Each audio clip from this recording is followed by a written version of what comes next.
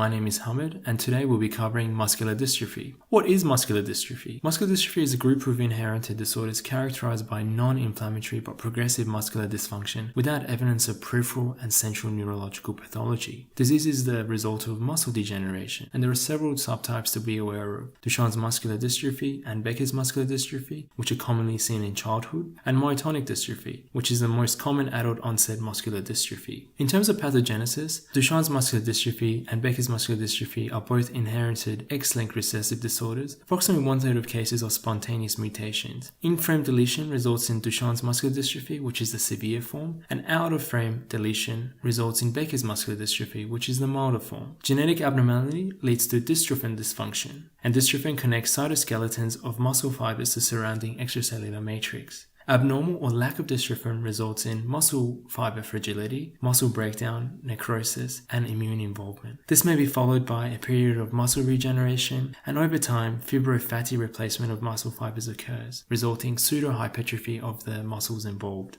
Myotonic dystrophy is an autosomal dominant disorder. Its unstable trinucleotide repeats in the MD kinase on chromosome 19, and the number of repeats correlate with severity. Function of the protein is unclear, but may be important for regulating synthesis and function of muscle structures. Now, our focus is going to be mainly on Duchenne's muscular dystrophy and Becker's muscular dystrophy. From a signs and symptoms point of view, Duchenne's muscular dystrophy is characterized by children being normal at birth, but begin to be clumsy in the first year of life. They arise using the Gowers procedure, where they use their hands, then their legs to stand up. Child does not run or jump, walks on toes, and has a waddling gait. They are prone to frequent falls by the age of 6 and 7 and can be wheelchair bound usually by the age of 12. Lower limb weakness followed by upper limb weakness is predominantly observed, and as I mentioned, pseudohypertrophy of the calf and tendon contractures may occur. Scoliosis and cardiac involvement is not uncommon, particularly cardiac myopathy, and there may be an element of delayed cognitive development. Becker's muscular dystrophy is similar, but the symptoms manifest at a later age. Weakness may begin in the first decade of life, but patients can walk beyond the age of 15.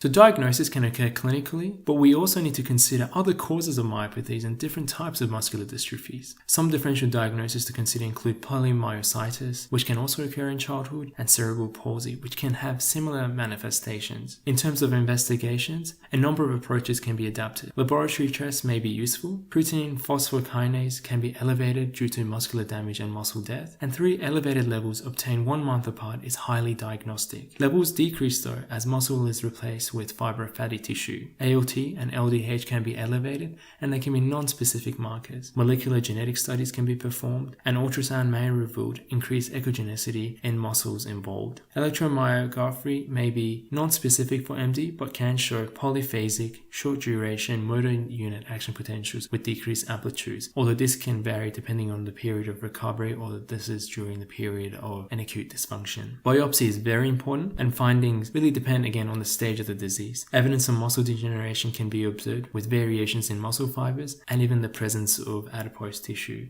In terms of treatment, a number of treatment options are available. From a pharmacological point of view, the use of corticosteroids such as prednisone and deflazacort may be considered to suppress the immune-mediated destruction. Deflazacort has some advantages in that it is potentially bone-sparing and carbohydrate-sparing. And because we are exposing these children to the use of corticosteroids, vitamin D supplementation and bisphosphonates may be warranted to limit the impact on bone health and osteoporosis. Creatine supplementations can be considered. Gene therapy is an area of investigation and it's highly experimental, and there are trials using viral vectors to correct the gene dysfunction. And also surgical treatments are important, particularly where there are deformities such as contractures and scoliosis. Non-pharmacological treatments are also important. Physiotherapy and occupational therapy input is vital for home modification and wheelchair use, braces, stretching exercises, and gait training. Cardiac health monitoring is another important area because of the patient's risk of cardiomyopathy. Having said this, muscular dystrophy doesn't have a good prognosis. It's an incurable disorder, and death usually occurs in the 2nd or 3rd decade of life due to heart failure or respiratory failure.